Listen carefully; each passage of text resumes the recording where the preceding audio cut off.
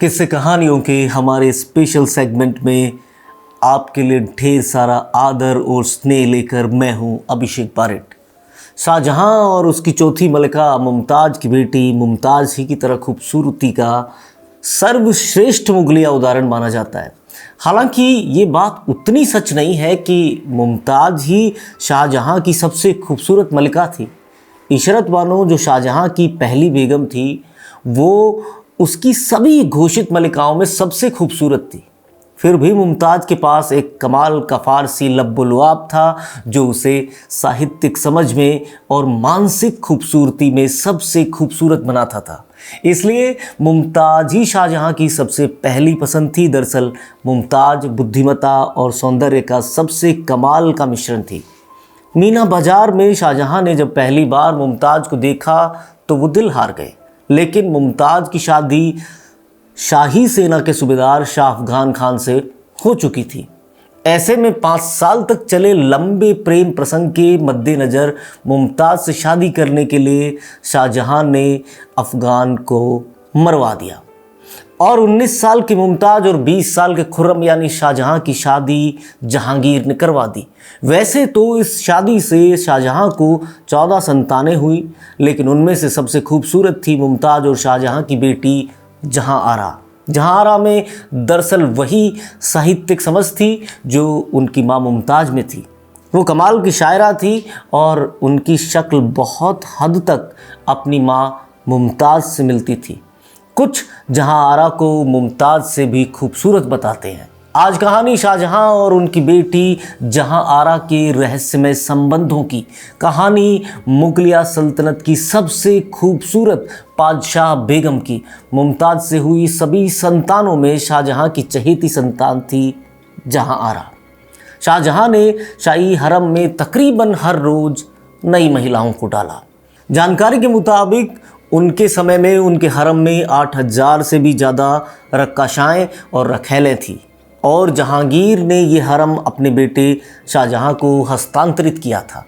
शाहजहां की प्रबल यौन इच्छा इस कदर तक पहुंची कि उसने अपने महल में भी मीना बाजार लगाना शुरू कर दिया था।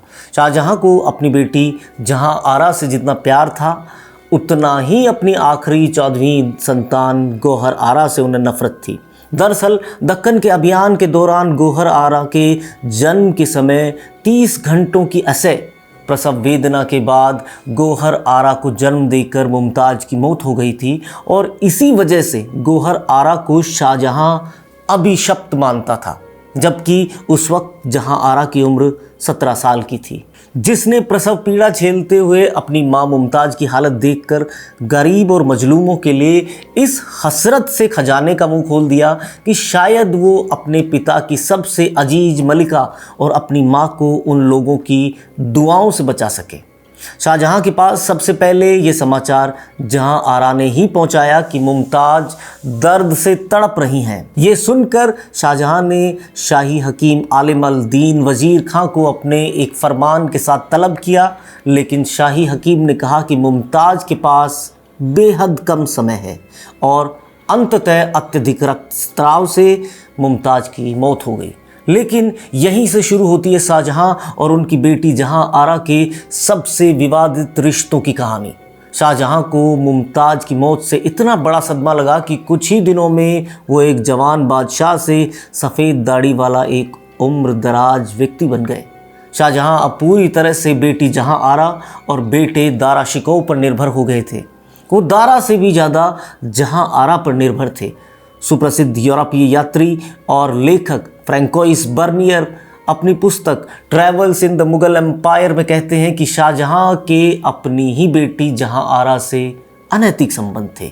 यहाँ तक कि बर्नियर कहते हैं कि शाहजहां के हरम में नपुंसक लड़कों को भी जगह दी गई थी और वहाँ हिंदू महिलाओं के अलावा देश विदेश से ज़बरदस्ती लाई गई लड़कियाँ और महिलाएँ थीं जिनकी संख्या बढ़ाई गई। बर्नियर अपनी किताब ट्रैवल्स इन मुगल एम्पायर में लिखते हैं जहांआरा बहुत सुंदर थी और शाहजहां उन्हें पागलों की तरह प्यार करते थे। जहांआरा अपने पिता का इतना ध्यान रखती थी कि शाही दस्तरखान पर ऐसा कोई खाना नहीं परोसा जाता था जो जहांआरा की देखरेख में ना बना हो। बर्नियर ने आगे लिखा है, उस जमाने में हर जगह चर्चा थी कि शाहजहां के अपनी बेटी के साथ नाजायज़ ताल्लुकात हैं।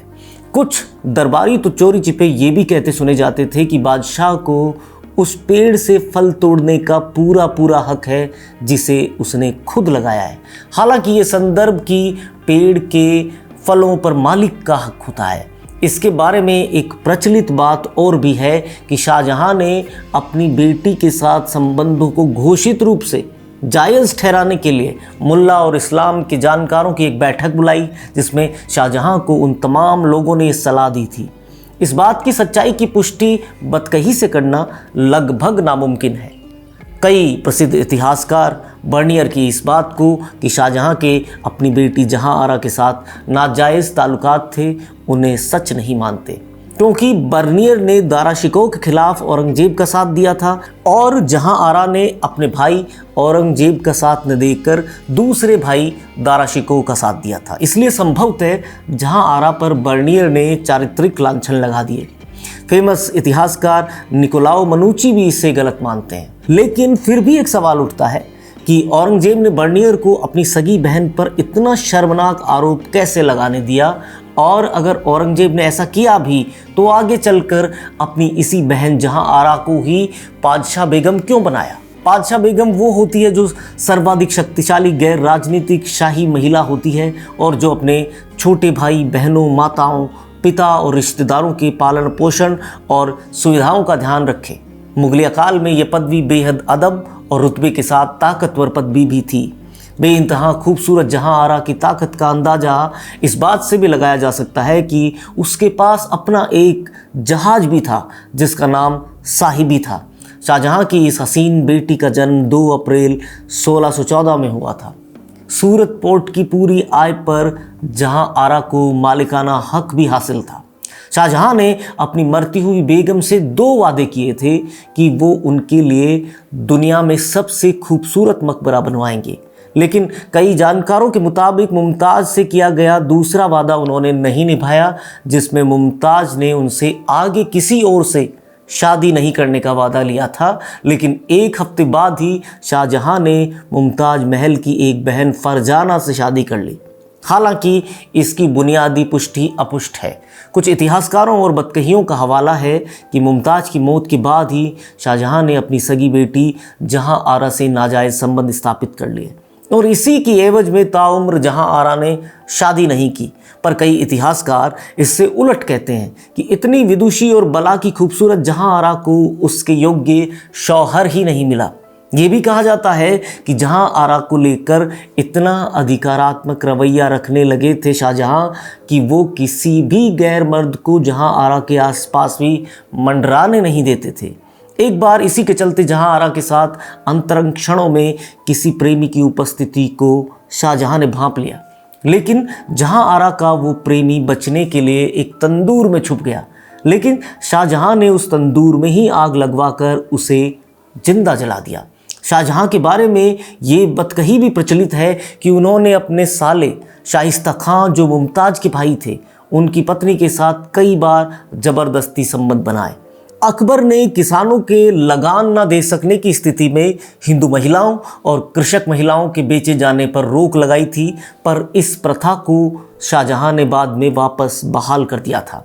जहां आरा पर यह इल्ज़ाम भी लगाया जाता है कि वो जबरन महिलाओं और नवयौवनाओं को शाहजहां के पास भेजा करती थी। 1644 में रेशमी पोशाक पहने जहां आरा जब महल में कहीं जा रही थी तो दीवार पर टकी एक मशाल से उनके कपड़ों में आग लग गई, जिसे हालांकि बुझा लिया गया, पर इस हादसे में वो गंभीर रूप से जख्मी हो गई। दरअसल उस दिन जहां आरा की सालगिरह का मौका था और तकरीबन 11 महीनों तक उन्हें बिस्तर पर रहना पड़ा। जहां आरा के ठीक होने की खुशी में शाहजहां ने शाही खजाने का एक बड़ा हिस्सा जनता में दान किया।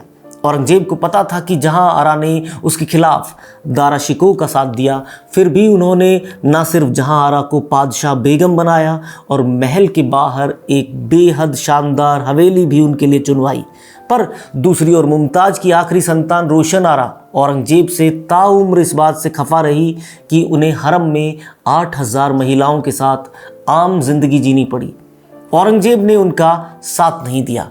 जब भाइयों में सल्तनत के बंटवारे से नाराज औरंगजेब ने शाहजहां को आगरे के किले में नज़रबंद किया तो जहां आरा ने भी शाहजहां के साथ ही रहने की इच्छा जताई और औरंगजेब ने इसे सहर्ष कबूल भी कर लिया। साथ ही अपने पिता शाहजहां की खिदमत में उन्होंने 40 रक्काशाएं भी शाहजहां के लिए भेजी। बोली से चलकर पहुंचता इतिहास ये चर्चा करता है कि बेहद कामोत्तेजक दवाइयां खाने की वजह से आगरे के किले में ही शाहजहां की मौत 22 जनवरी 1666 में 74 वर्ष की उम्र में हुई। इन्हीं बतकहियों के हवाले से कहा जाता है कि शाहजहां को जहां आरा के रूप में मुमताज वापस मिल गई थी, पर ये अब तक का सबसे विवादित मुगलिया रिश्ता है जिसकी ठीक ठीक शिनाख्त मुमकिन नहीं है। इतिहास जो किताबों में है वो भी खुद को पुष्ट नहीं कह सकेगा, न ही आप अलिखित इतिहास पर अपुष्ट होने का लांछन डाल सकेंगे। सितंबर 1681 में 67 साल की उम्र में जहां आरा का निधन हो गया और वो अपनी आखिरी इच्छा अनुसार एक कच्ची कब्र में दफना दी गई। पर मकबरा पक्का भी होता तो इतिहास उसके अंदर से भी बाहर लोगों के साथ साथ चल रहा होता। इतिहास ने हमेशा ऐसा किया है कि वो वर्तमान तक पहुंच ही जाता है। कैसे लगते हैं हमारे किस्से, कहानियाँ और खबरें आपको? आप हमें कमेंट सेक्शन में ज़रूर बताएं। आपको अगर हमारे किस्से कहानियाँ अच्छे लगते हैं तो आप इन्हें अपने लोगों के साथ में शेयर करें, साझा करें, हमें सब्सक्राइब करें ताकि हर खबर, हर कहानी, हर बतकही आप तक तय समय में पहुंच जाया करे। शुक्रिया। Please subscribe and don't forget to press the bell icon to get notified whenever we upload a new video.